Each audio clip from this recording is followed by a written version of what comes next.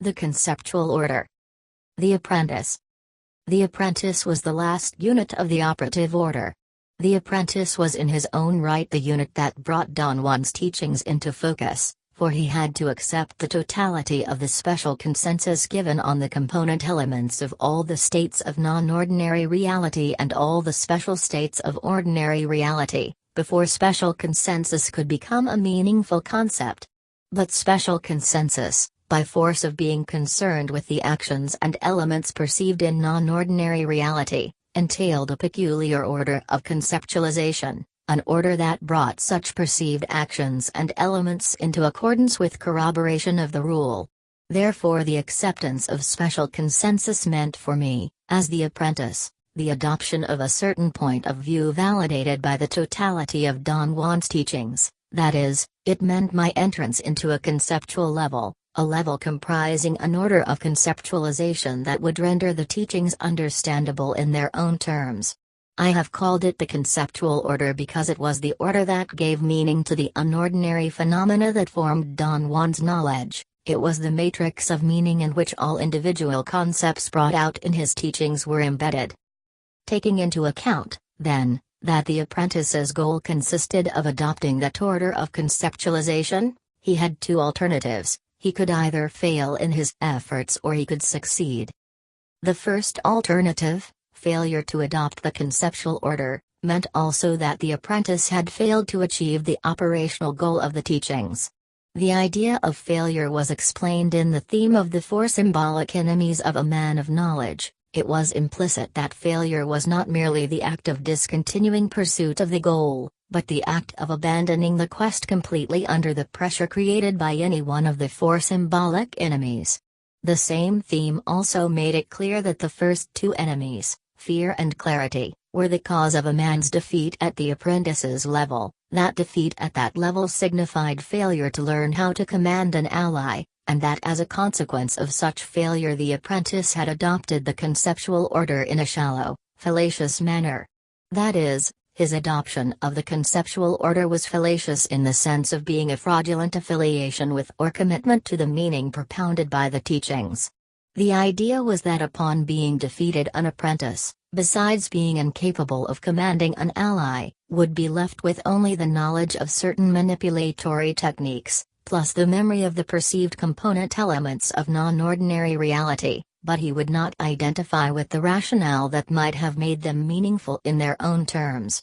Under these circumstances any man might be forced to develop his own explanations for idiosyncratically chosen areas of the phenomena he had experienced, and that process would entail the fallacious adoption of the point of view propounded by Don Juan's teachings.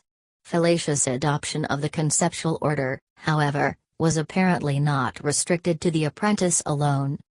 In the theme of the enemies of a man of knowledge, it was also implicit that a man, after having achieved the goal of learning to command an ally, could still succumb to the onslaughts of his other two enemies, power and old age. In Don Juan's categorization scheme, such a defeat implied that a man had fallen into a shallow or fallacious adoption of the conceptual order, as had the defeated apprentice. The successful adoption of the conceptual order, on the other hand, meant that the apprentice had achieved the operational goal, a bona fide adoption of the point of view propounded in the teachings. That is, his adoption of the conceptual order was bona fide in that it was a complete affiliation with, a complete commitment to, the meaning expressed in that order of conceptualization. Don Juan never clarified the exact point at which, or the exact way in which, an apprentice ceased to be an apprentice, although the illusion was clear that once he had achieved the operational goal of the system, that is, once he knew how to command an ally, he would no longer need the teacher for guidance. The idea that the time would come when a teacher's directions would be superfluous implied that the apprentice would succeed in adopting the conceptual order, and in so doing he would acquire the capacity to draw meaningful inferences without the teacher's aid. Insofar as Don Juan's teachings were concerned, and until I discontinued my apprenticeship, the acceptance of special consensus seemed to entail the adoption of two units of the conceptual order: 1. The idea of a reality of special consensus; 2. The idea that the reality of ordinary, everyday life consensus, and the reality of special consensus, had an equally pragmatic value. Reality of special consensus.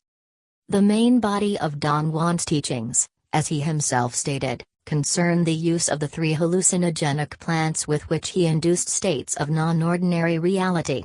The use of these three plants seems to have been a matter of deliberate intent on his part. He seems to have employed them because each of them possessed different hallucinogenic properties, which he interpreted as the different inherent natures of the powers contained in them.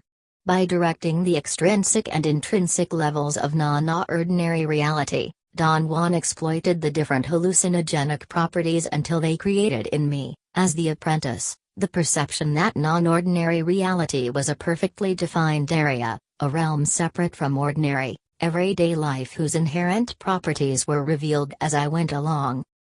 Nevertheless, it was also possible that the allegedly different properties might have been merely the product of Don Juan's own process of directing the intrinsic order of non-ordinary reality, although in his teachings he exploited the idea that the power contained in each plant induced states of non-ordinary reality which differed from one another. If the latter was true, their differences in terms of the units of this analysis seem to have been in the range of appraisal which one could perceive in the states elicited by each of the three. Owing to the peculiarities of their range of appraisal, all three contributed to producing the perception of a perfectly defined area or realm, consisting of two compartments, the independent range, called the realm of the lizards, or of Mescalito's lessons, and the dependent range, referred to as the area where one could move by one's own means. I use the term non-ordinary reality, as already noted, in the sense of extraordinary, uncommon reality. For a beginner apprentice such a reality was by all means unordinary, but the apprenticeship of Don Juan's knowledge demanded my compulsory participation and my commitment to pragmatic and experimental practice of whatever I had learned. That meant that I, as the apprentice, had to experience a number of states of non-ordinary reality, and that first-hand knowledge would, sooner or later, make the classifications ordinary and non-ordinary meaningless for me. The bona fide adoption of the first unit of the conceptual order would have entailed, then, the idea that then was another separate, but no longer unordinary, realm of reality, the reality of special consensus. Accepting as a major premise that the reality of special consensus was a separate realm would have explained meaningfully the idea that the meetings with the Allies or with Mescalito took place in a realm that was not illusory. The reality of special consensus had pragmatic value. The same process of directing the extrinsic and intrinsic levels of non-ordinary reality, which seemed to have created the recognition of the reality of special consensus as a separate realm, appeared also to have been responsible for my perception that the reality of special consensus was practical and usable. The acceptance of special consensus on all the states of non-ordinary reality, and on all the special states of ordinary reality, was designed to consolidate the awareness that it was equal to the reality of ordinary, everyday life consensus. This equality was based on the impression that the reality of special consensus was not a realm that could be equated with dreams. On the contrary, it had stable component elements that were subject to special agreement. It was actually a realm where one could perceive the surroundings in a deliberate manner. Its component elements were not idiosyncratic or whimsical, but concise items or events whose existence was attested to by the whole body of teachings. The implication of the equality was clear in the treatment Don Juan accorded to the reality of special consensus, a treatment that was utilitarian and matter of course. Not at any time did he refer to it, nor was I required to behave towards it in any but a utilitarian, matter of course way. The fact that the two areas were considered equal, however, did not mean that at any moment one could have behaved in exactly the same way in either area. On the contrary, a sorcerer's behavior had to be different since each area of reality had qualities that rendered it utilizable in its own way. The defining factor in terms of meaning seems to have been the idea that such an equality could be measured on the grounds of practical utility. Thus, A sorcerer had to believe that it was possible to shift back and forth from one area to the other, that both were inherently utilizable, and that the only dissimilarity between the two was their different capacity for being used, that is, the different purposes they served. Yet their separateness seemed to be only an appropriate arrangement that was pertinent to my particular level of apprenticeship, which Don Juan used for making me aware that another realm of reality could exist. But from his acts, more than from his statements, I was led to believe that for a sorcerer there was but one single continuum of reality which had two, or perhaps more than two, parts from which he drew inferences of pragmatic value.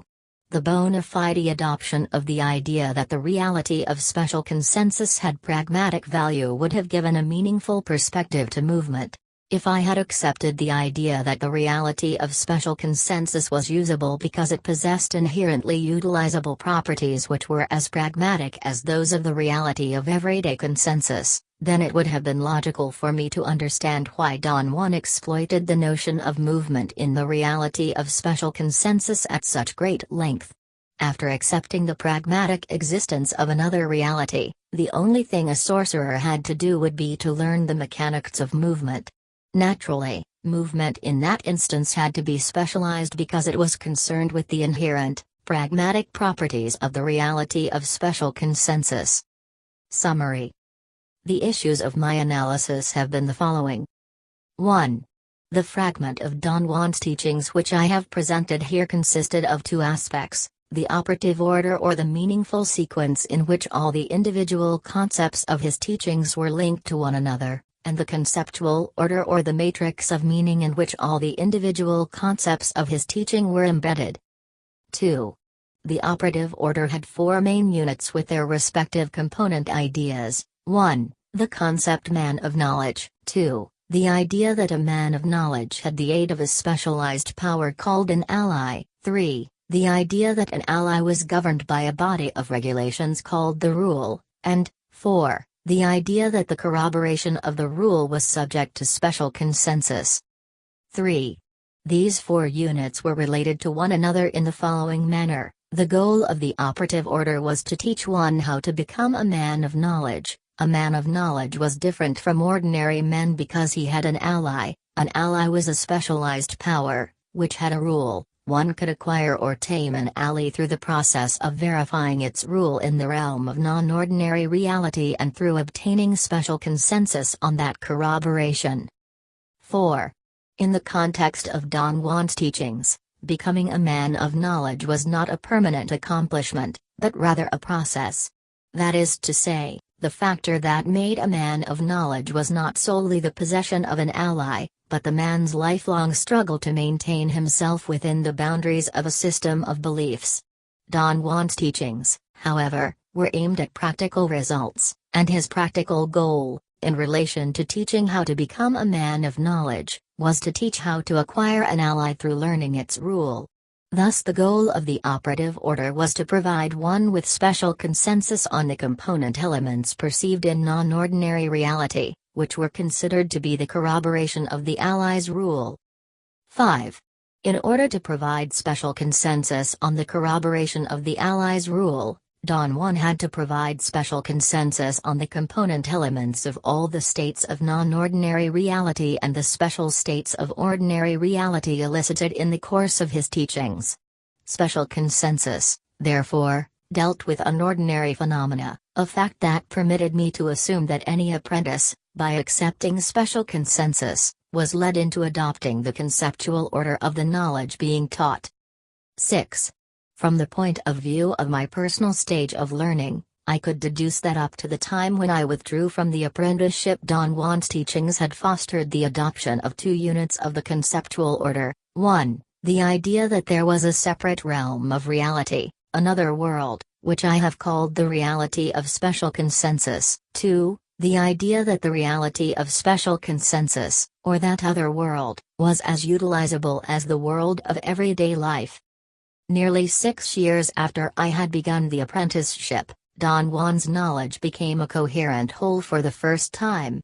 I realized that he had aimed at providing a bona fide consensus on my personal findings, and although I did not continue because I was not, Nor will I ever be prepared to undergo the rigors of such a training. My own way to meet his standards of personal exertion was my attempt to understand his teachings. I felt it was imperative to prove, if only to myself, that they were not an oddity. After I had arranged my structural scheme, and was capable of discarding many data that were superfluous to my initial effort of uncovering the cogency of his teachings, it became clear to me that they had an internal cohesion, a logical sequence that enabled me to view the entire phenomenon in a light that dispelled the sense of bizarreness which was the mark of all I had experienced. It was obvious to me then that my apprenticeship had been only the beginning of a very long road.